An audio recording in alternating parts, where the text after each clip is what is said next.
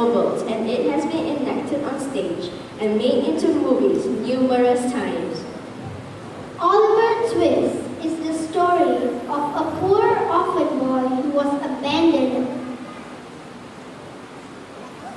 He was born in a workhouse in England, whose name no one knows, is found and dies just after Oliver's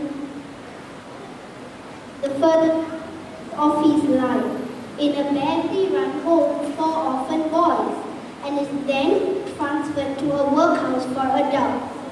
The workhouse is run by Mr. Bumble, a cruel man who feeds the boys with only gruel, a thin, watery porridge. The scene opens with supper time, and the other boys bully Oliver into asking for more gruel at the end of the meal.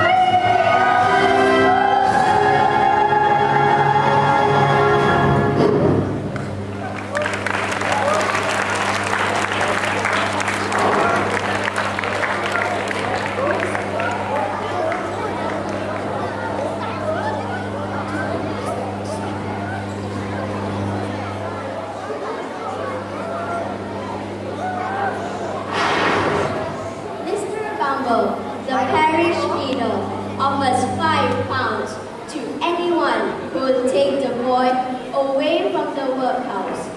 Oliver narrowly escapes being apprenticed to a British chimney sweep and is eventually apprenticed to a local undertaker, Mr. Sowerberry. When the undertaker's other apprentice, Noah Claypole, makes disparaging comments about Oliver's mother, Oliver attacks him and incurs the Sowerberry's wrath.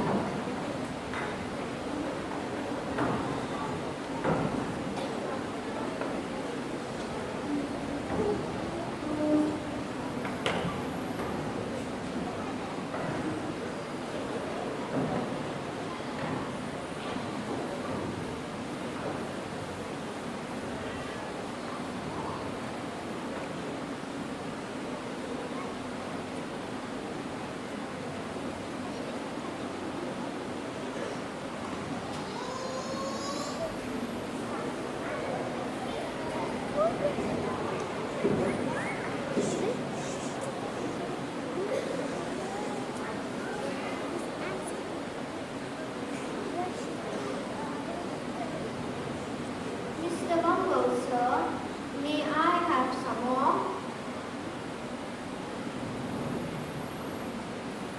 Mr. Bumble, sir, may I have some more?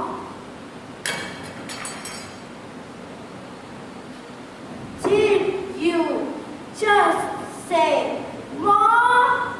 If I give you more, then all of the other orphans would want more too. And that's a waste of money. I don't get a lot of money from the government for you, you know. You're getting out of here right now.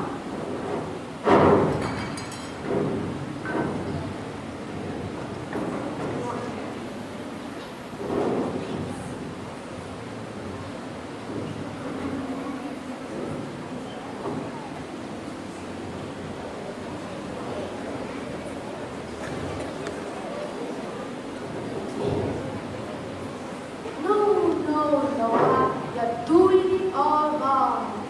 Put his arms folded across his chest like this.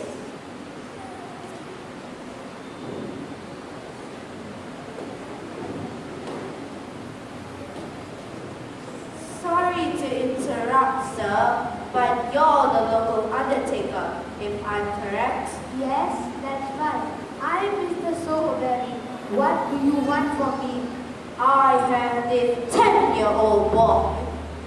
Is he dead? No. He's very much alive. His mother, however. Has died? Well, yes, but... Oh, good. Noah, we've got business. But that was 10 years ago. She was a poor woman, living on the streets. A stranger brought her into the workhouse. She died, giving birth to this boy, whom I've named Oliver. Noah, never mind. Make yourself useful and go get a body. All right, Mr. Sowerberry. Anyways, I cannot take care of this boy in the workhouse any longer. I was wondering if you could take him away from me. But I already have an assistant. In times like these, you could use too. How much do you want for him? Nothing. I'll be saving money. I won't have to feed him any longer. Can I do anything I want with him?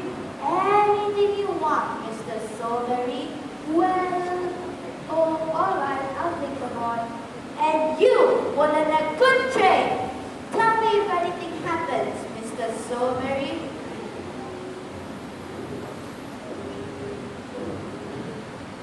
Anyway, now to show you what you do. All right, when you get the dead body, you put his arms around his chest.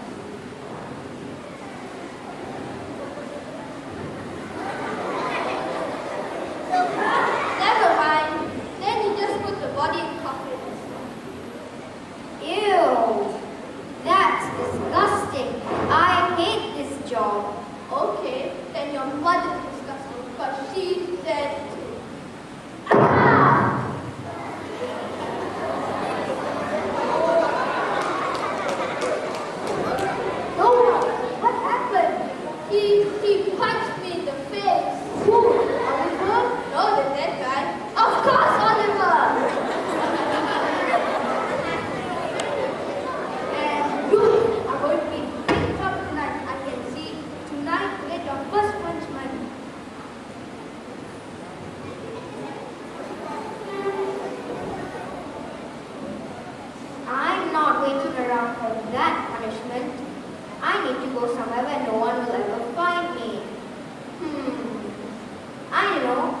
London.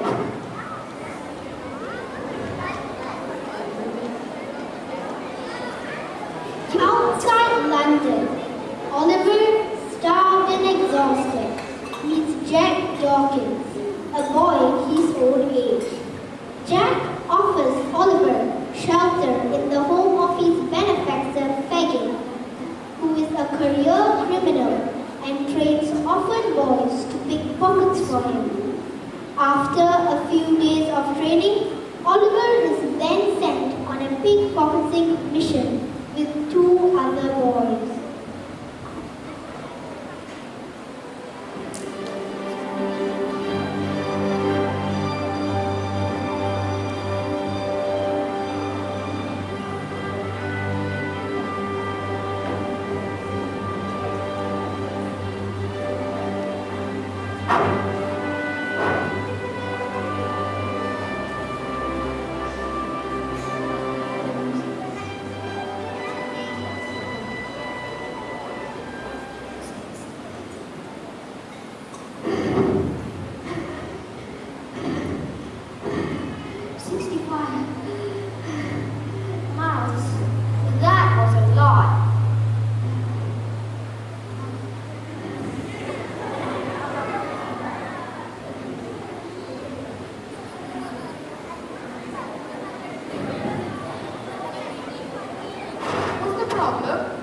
I'm very hungry and thirsty. I've been walking for 7 days. 7 days? On the run of the beak, yeah? The beak? The law? You put in the mill? The mill? Tail? You're a green one. You've got to learn the ropes, and I will want to teach you. I'd like it if you would. But first things first.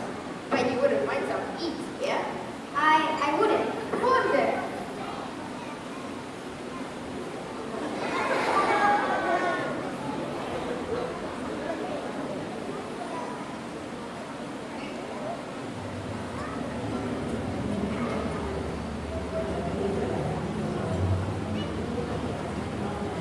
Let's see more where that comes from.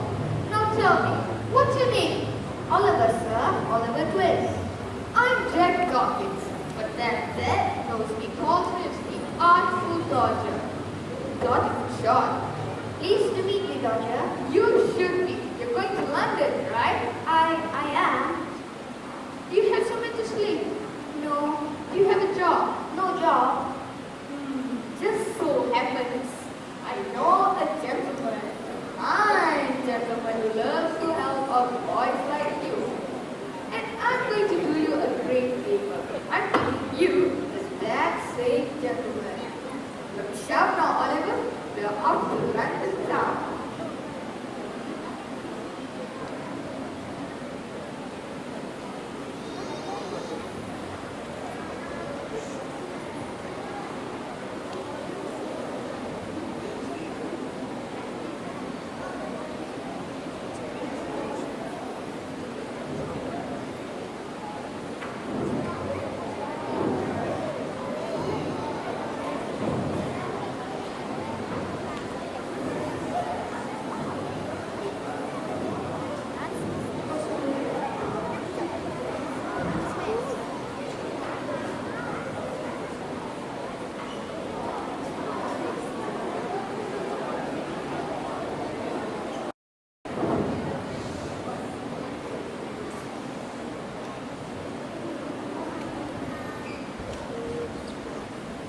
Oliver, welcome to London. You're joking. This can't be London. Why do you think I'm joking? This is London. You live in London. You said it was a great city.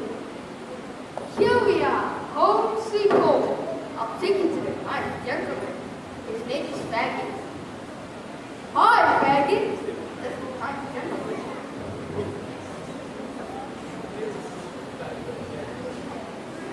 Dodger,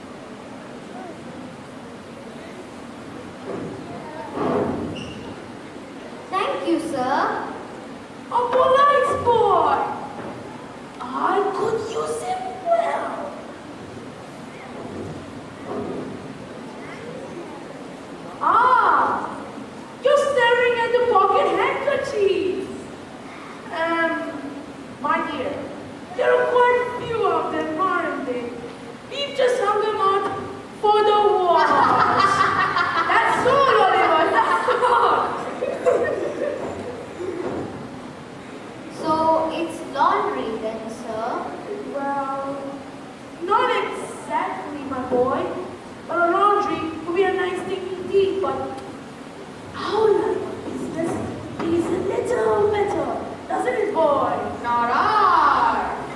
You see, Oliver.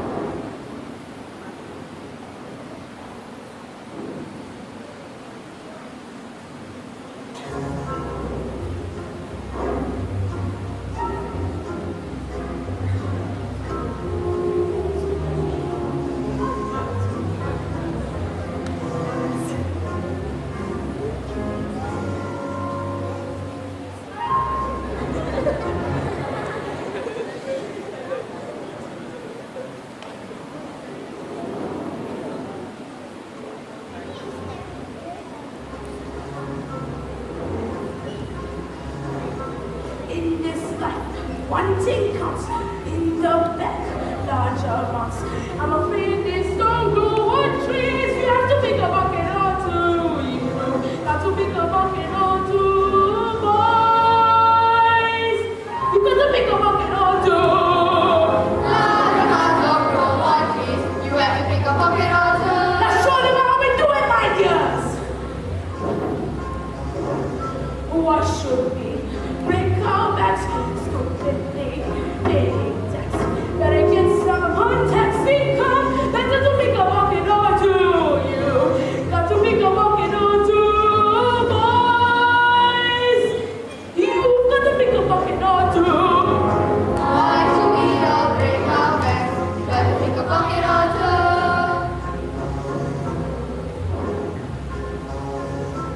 Dear old gent, passing by, something nice takes his eye. Everything's clear, attack the rear. Get a big bucket or two, you got to make a bucket or two, boys. You gotta make a bucket or two. Attack the rear. Got to pick a bucket or two.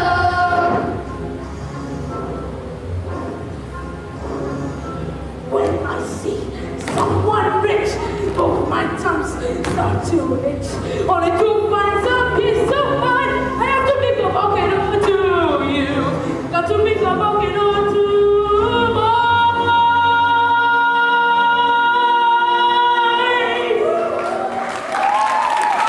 You got to make a bucket or two. Got to find some peace of mind. Got to pick a bucket or two.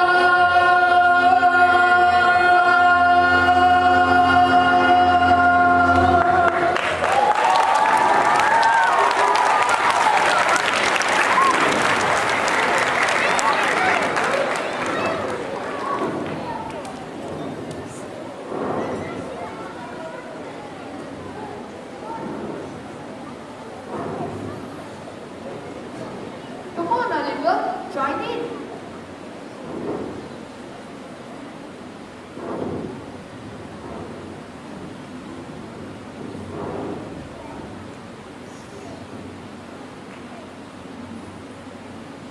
Great job, Oliver.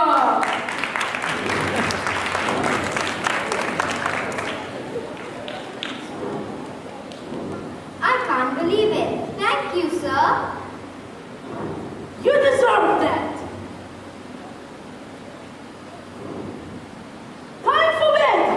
Tomorrow is working day. Work? They work? Of course they work. What do they do? Well, they fix wallets, watches, handkerchiefs. Okay, boys, time for bed. Good night. Good night.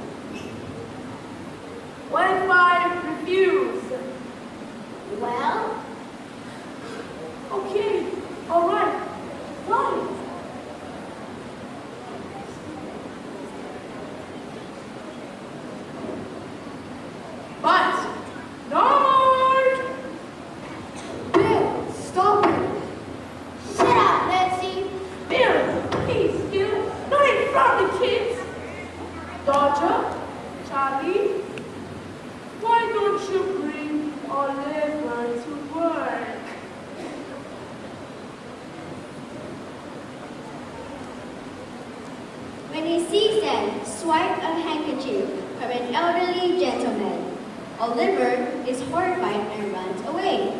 He turns to run, but he gets punched by a citizen. He narrowly escapes being convicted of the theft. Mr. Brownlow, the man whose handkerchief was stolen, takes the feverish Oliver back to home and nurses him back to health. Mr. Brownlow is horrified by Oliver's resemblance of a portrait of a young woman that hangs around in the house.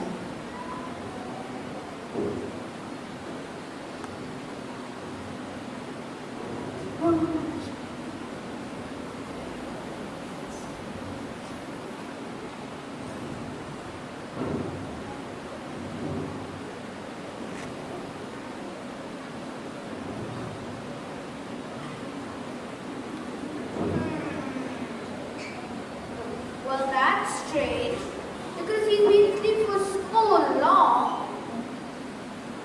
Mrs. Bedwin, the boy is awake. Who are you? Where am I? I'm Mr. Brownlow, and this is Mrs. Bedwin, my maid. You're at my house. So, what's the last thing you remember? Only running. You've been sleeping for 10 days. Sleeping and almost worse. I guess the memory will be painful. You were sent to a judge being accused of stealing my handkerchief. The bookseller came in nick of time and told the judge that another boy had stolen my handkerchief. And with good books to read, good clothes to wear, and with a good school to go to, and you'll become a fine young boy. But all that requires money, and I've not got any. I've got more than enough money. Room too, you know. I live alone. What about her? I feel like I know her. That portrait was given to me by an old friend. But he never told me who the woman in the portrait was.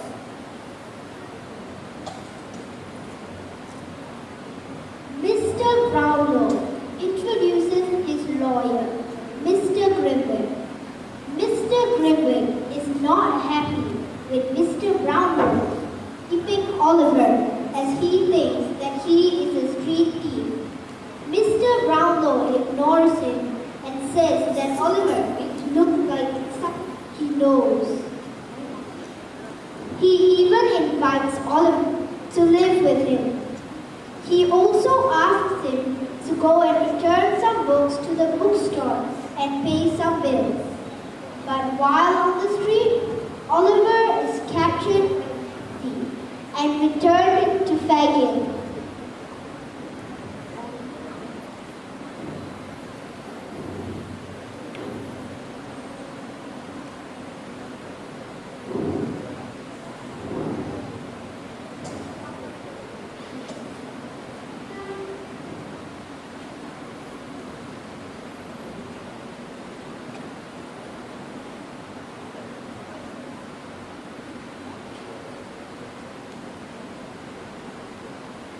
Did he give you any trouble? He tried to. The crowd there. I feel that he had run away from home. Good girl! I trained you well. You trained me to lie and steal. And worse, I was no older than him. And here's your reward. Please, don't harm the boy. Of course I won't. You think that I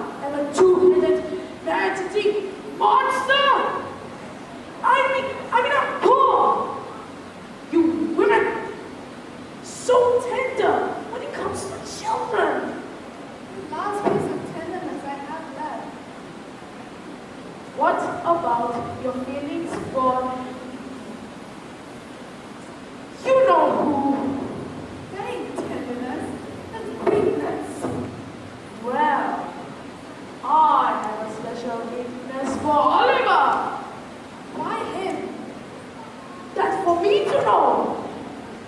And no one else should find out. Does it have to go with the stranger who came to see you? After his visit, you brought his gold for a boy. For anything else, you always bring the silver. Curiosity can kill more than a cat! Nancy? Mind you, I just didn't want the brats to spill the beans on all of us. Sir, I didn't say a word. Honestly, please believe me. Very touching, my dear. But you know too much. But Mr. Brownlow sent me to pay some bills. At least let me return his money. If not, he'll think I'm a thief. Well, my dear, you are a thief. No, I'm not. Mr. Brownlow trusted me. I'm sure he doesn't anymore. Thanks for the money. Now, since everyone thinks that you are a thief, you are indeed going to become a good one. But you will need a better teacher than the Kajang. I found the best teacher there is. Bill Sykes.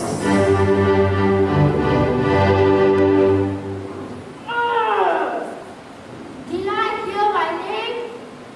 I don't like to hear my name.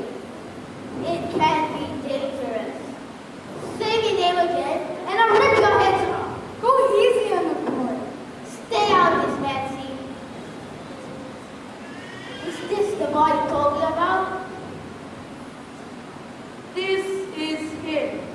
The perfect one for the job.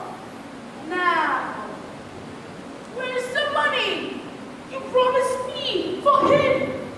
You'll get your cut of the job. Come on, boy. It's our time to work.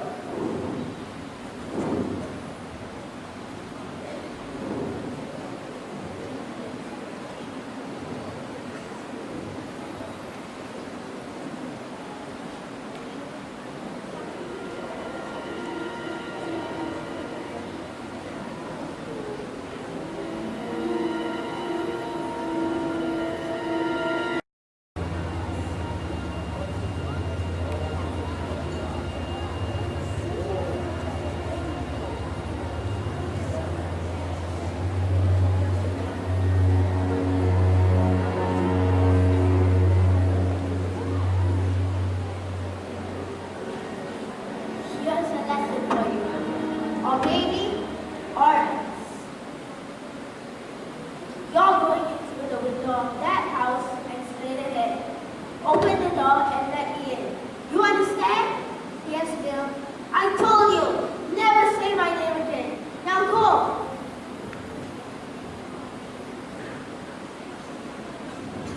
Bill and Oliver are planning to break into Rosa's house. Oliver enters sneaking into Rosa's house. Rosa's servant sneaks up behind Oliver and hits across his head. Oliver faints. When Oliver wakes up, he sees a young girl, Rose. She is taking care of him. They talk for a while, and then Oliver apologizes for breaking into her house. Rose advises Oliver and tells him not to go around breaking into people's house. She offers him better ways to live.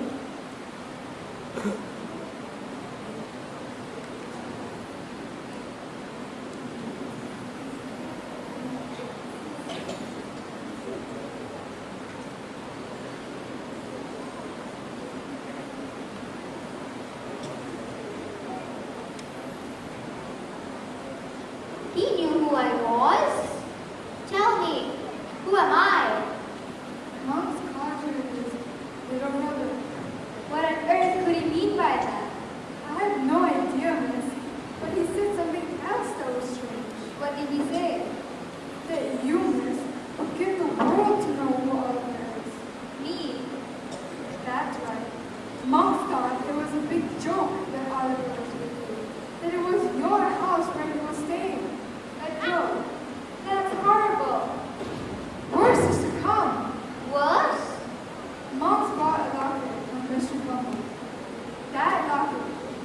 last hope of anyone saving Oliver. Monks dumped it in the river. Then Fagin could feel safe, doing whatever he wanted with Oliver, since no one would know who he was. Monks stood by the offer he had made. Monks wanted the pleasure of seeing Oliver in jail or on the gallows. And Fagin agreed. I didn't know anyone could be so evil. You don't know Fagin. You'll do anything for money. Did you find out anything else about the locket? Nothing. Nothing? But there is someone who may be able to tell you more. Who? I don't know his name, and he doesn't know mine. But that was the agreement between us when I answered the poster offering a reward for information about you. Do you know where to find him? Yes, and I could take it for him. Let's hurry! There's no time to lose!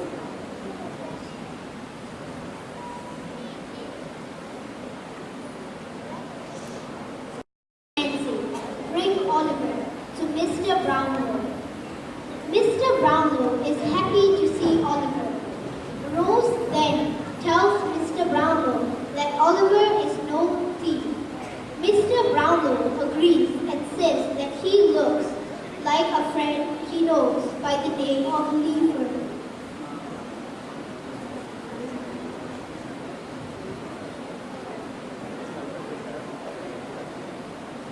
I hope some other people have read my poster and will answer me back with information about Oliver.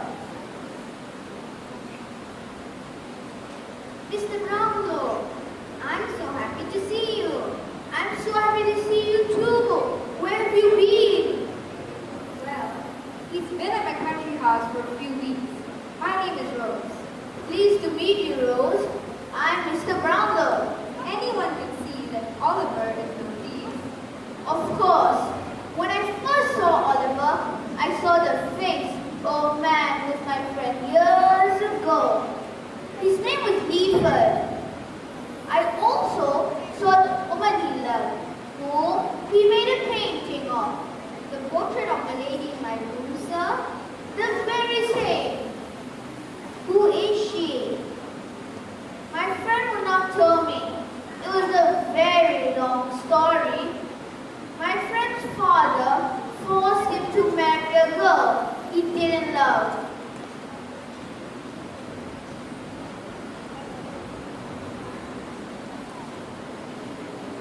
Mr. Brownlow tells the story about how Leaford and Agnes met. The story goes this way. Leaford's father has forced him to marry a girl and they had a baby called Edward. They were not happy together.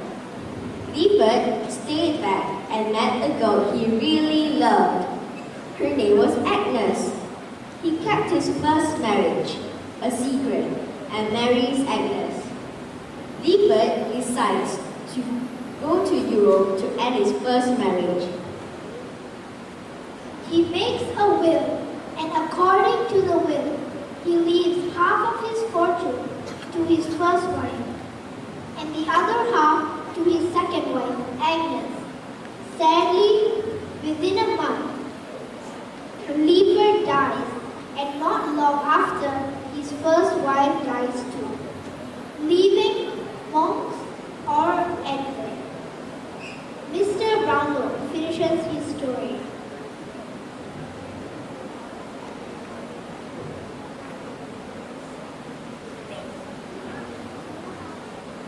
That was the end of story part 1. For the start of story part 2.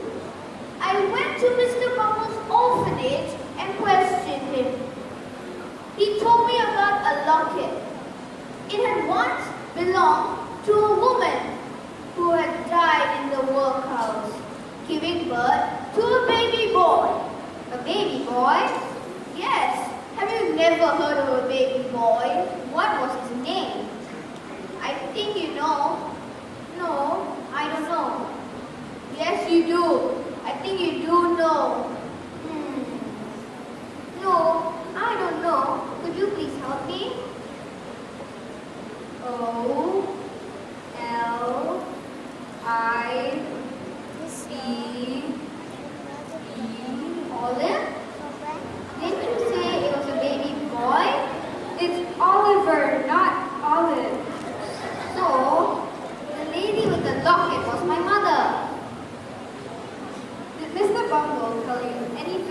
about the locket? Yes, it was gold and had the name Agnes on it. My only sister was named Agnes, and she had such a locket. She also married a man named Leaford. That man was my friend, Mo's father. So, that means I'm your aunt.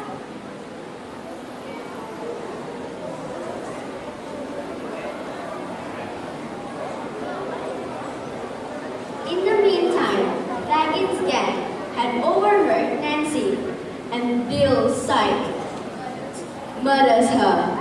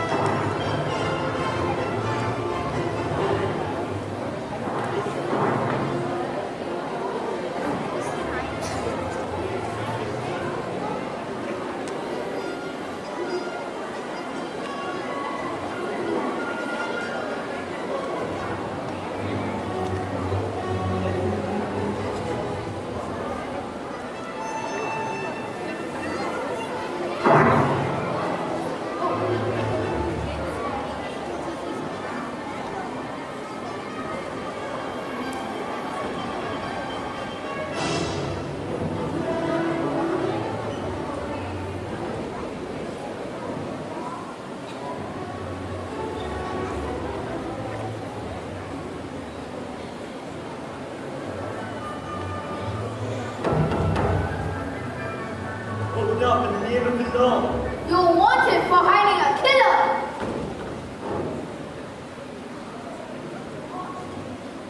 I'll never give myself up.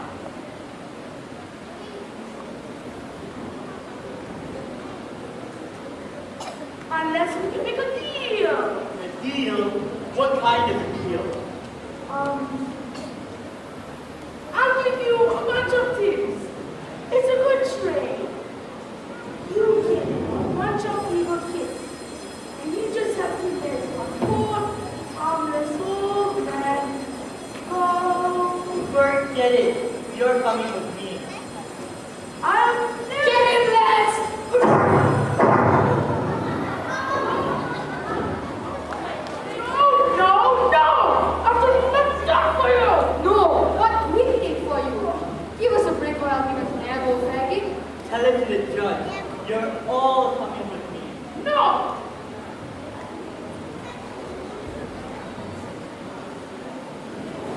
Oliver, please, I'll give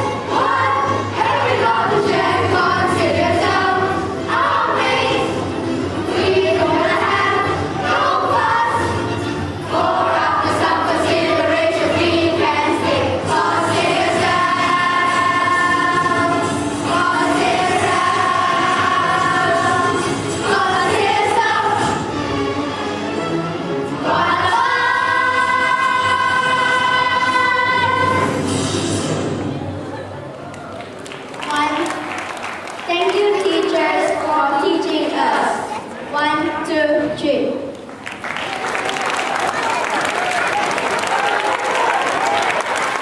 Miss Hira, Miss Rachel, Miss Jasmine, and Miss Wong, we would love you to come on stage. Please, the Year 6 have a token of appreciation for you.